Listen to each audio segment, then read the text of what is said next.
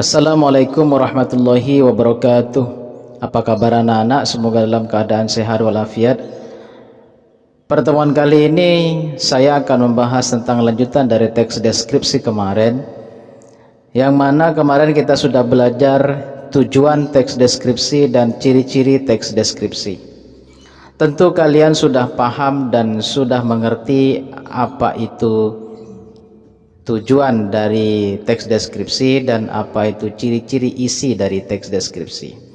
Nah, sekarang untuk pertemuan kedua ini saya akan membahas tentang jenis teks deskripsi dan penggunaan bahasa dalam teks deskripsi. Mari kita lanjut mulai untuk belajar. Tetap KD yang sama, yaitu KD tentang teks deskripsi. Pertemuan kedua ini tujuan pembelajaran. Yang pertama, siswa dapat memahami jenis teks deskripsi. Yang kedua, siswa dapat memahami ciri penggunaan bahasa pada teks deskripsi. Jadi setelah pertemuan kali ini, kalian saya harap memahami jenis teks deskripsi dan memahami ciri penggunaan bahasa pada teks deskripsi.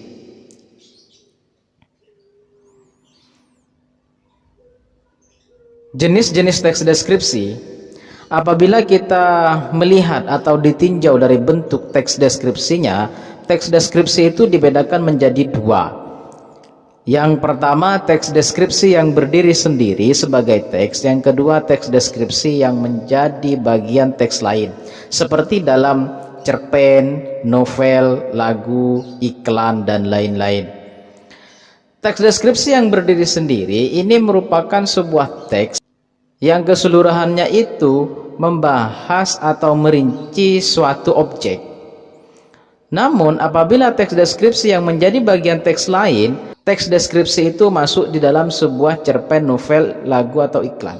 Teks deskripsi itu masuk ke dalam teks lain. Kemudian ciri penggunaan bahasa pada teks deskripsi itu ada 5. Yang pertama, teks deskripsi menggunakan sinonim kata yang bermakna khusus. Yang kedua, kalimat berisi penjelasan terperinci untuk mengkonkretkan. Yang ketiga, kalimat yang membuat kamu seakan melihat, mendengar, dan merasakan objek yang dideskripsikan.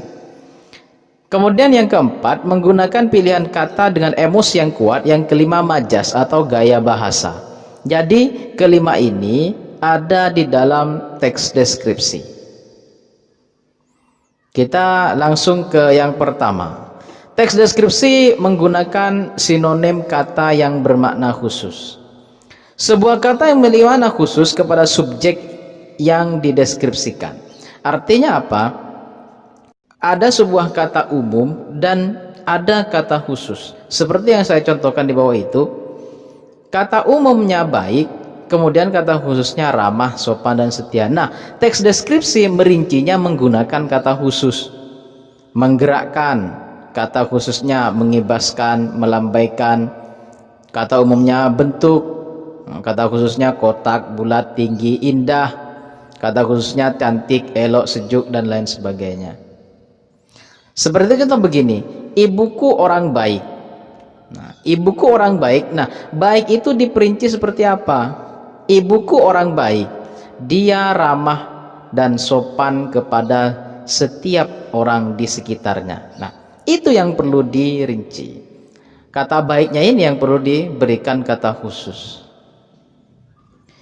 Kemudian kalimat berisi penjelasan terperinci untuk mengonkretkan. Saya kasih contoh, ibuku orang yang sangat baik. Nah, ini ya.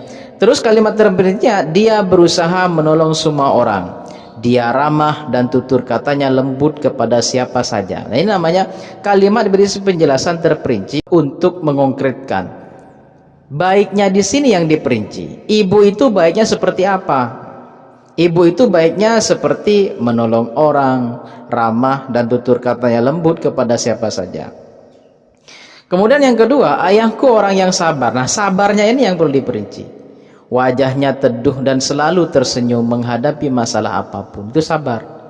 Tidak pernah terlihat marah-marah atau membentak. Itu sabar. Kemudian kalimat yang membuat kamu seakan-akan melihat, mendengar, dan merasakan objek yang dideskripsikan. Nah, Contoh, seakan dapat melihat kulitnya kuning langsat. Kulitnya kuning langsat kan kita bisa lihat. Warna itu bisa dilihat. Bernyanyi kecil ini bisa didengar, tapi tidak bisa dilihat. Yang bisa dilihat hanya gerakannya. Dia bergerak melambai dan berbunyi kecil. Kemudian seakan-akan dirasakan. Rasa hangat berbaur dengan lembutnya embusan angin sore melingkupi seluruh tubuh. Ini rasa. Artinya apa? Kalimat deskripsi itu dideskripsikan melalui 3 indera. Indera penglihat, indera pendengar, dan indera perasa. Menurut personal yang mendeskripsikan. Kemudian menggunakan pilihan kata dengan emosi yang kuat.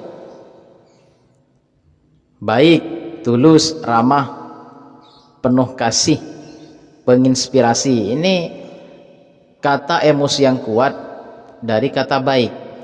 Kata indah, elok, melek, permai. Kata kuat, kata kuning, kata merah.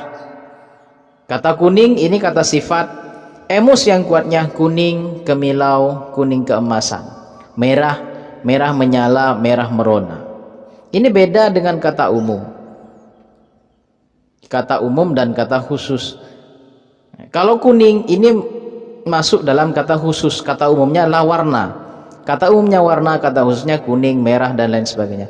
Kuning ini masuk kata khusus. Cuman kata emosi yang kuat, kuning kemilau, kuning keemasan. Itu salah satu contoh kata emosi yang kuat. Kemudian yang terakhir, teks deskripsi itu menggunakan gaya bahasa atau majas. Gaya bahasa yang digunakan atau majas yang digunakan adalah majas perbandingan. Majas perbandingan itu banyak. Namun saya berikan contoh hanya 2, majas personifikasi dan majas metafora. Contohnya, batu karang besar siap menjaga gempuran ombak yang datang setiap saat. Majas personifikasi itu pengertiannya membuat seolah-olah benda mati menjadi hidup. Contoh, batu karang bersiap menjaga. Batu karang adalah benda mati, cuman dia diperlakukan seperti orang hidup, siap menjaga. Menjaga ini kan pekerjaan orang. Sedangkan di sini subjeknya adalah batu karang. Lain yang dikatakan memanusiakan sebuah benda. Kemudian metafora. Pegawai tersebut merupakan tangan kanan dari komisaris perusahaan tersebut. Itu gaya bahasa atau majas yang digunakan dalam teks deskripsi. Sebenarnya banyak, cuma saya kasih contoh 2. Baik, sekian, terima kasih. Assalamualaikum warahmatullahi wabarakatuh.